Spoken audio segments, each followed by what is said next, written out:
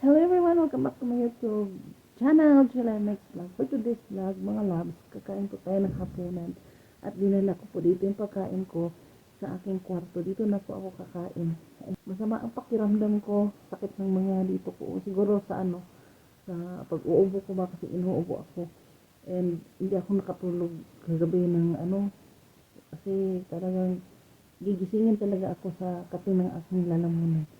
And now, kakain po tayo ng hapunan. So, since nag-order lang po sila, so, dinala ko na po dito yung aking parte ng aking pagkain. So, ito po yung ating pagkain. And tayo kakain dito sa ating kwarto kasi hindi na ako kumain sa baba. Kasi pag kumain na ako, tapos makikita na naman nila ako doon na nandun pa ako. Yan. Kahit late na po sa gabi, ayun, uutusan pa tayo. Kasi yung mga bata, parang akala nila Ramadan pa, hindi pa sila natutulog ng maaga kasi wala pa silang pasok. So, pag nandun tayo, gising pa sila, makikita tayo, utusan pa tayo kung ano-ano. So, yun, sabayan niyo ako mga loves, kakain tayo. Ito po yung aking pagkain. Ayan, pipicture tayo.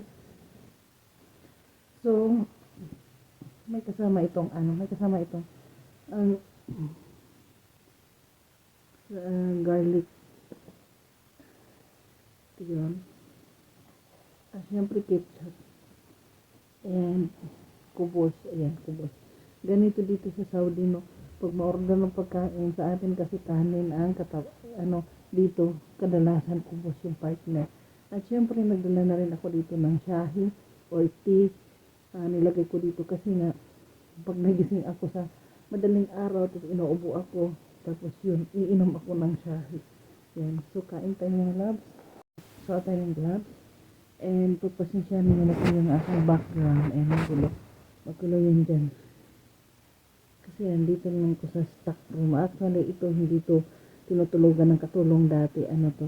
Stock room. Kaso lang, kasi yung katulong nila dati, doon sa baba natutulog sa kwarto ng mga bata. Kaso ako, ayaw ko kasi nga, kung anong oras yung mga bata matutulog, yun din ang tulog mo.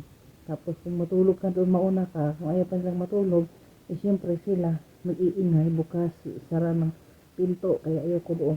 Kaya sabi ko sa amo ko nung dumating ako dito, ayaw ko doon ako sa taas. Sabi niya, daw sa taas, maalikabok, ganito, ganyan. Sabi ko, maglilinis ako ng aking matutuluyan, ng aking matutulugan. Kaya yun, mula nung dumating ako, hindi ako nakatulog sa baba. Tapos yung kasama ko, siya yung matutulog doon kasi nung pagdating ko, buntis yung amo ko. Tapos, nanganak ko, ayun na siya na kasama ng baby. Doon siya sa baba. Kaya yun, kulang siya sa tulog lang. At ito na po yung kubos sa mga hindi po nakakaalam. Lalong-lalo na sa amin kasi hindi naman sila naka-experience pumunta dito. Marami akong mga kamag-anak na pag-uwi ko daw magdala ako ng kubos. Yes. Ito na guys, kakain na tayo. Thank you Lord sa food. Kain na tayo mga loves. So yung fried chicken nila. Ganon pa rin, chicken pa rin. Akala ko KFC yung in-order nila, hindi pala. At saka medyo mahal kasi KFC. Kain tayo na yan. Up dito, may ginawa po akong gumawa ka ng coleslaw kanina. Hindi ko na nabigyan, nagmamadalian. So tara, kain tayo.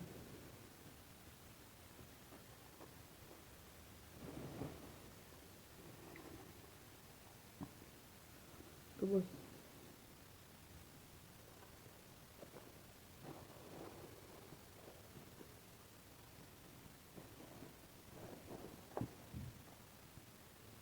Spicy siya guys. Ayan ang spicy. Yung ganyan dito. Yung maanghang, parang ini-inject niya sa ilalim. Kaya mapipil mo talaga yung anghang.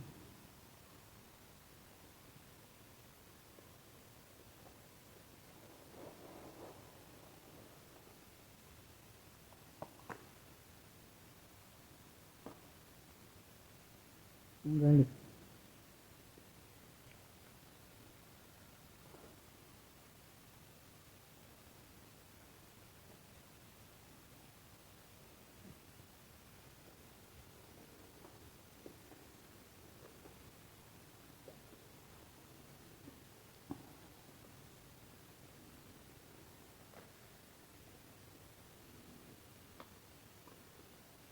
Wala kasi akong stand sa cellphone kaya hindi ko siya mapatayo dito.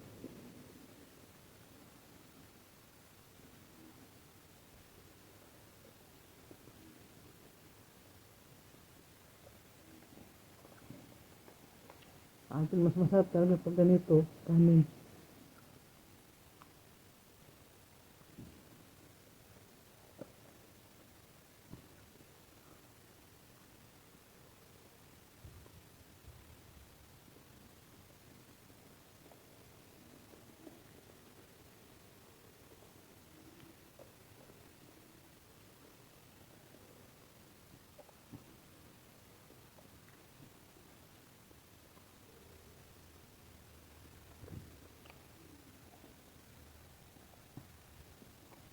Ang dami gasong.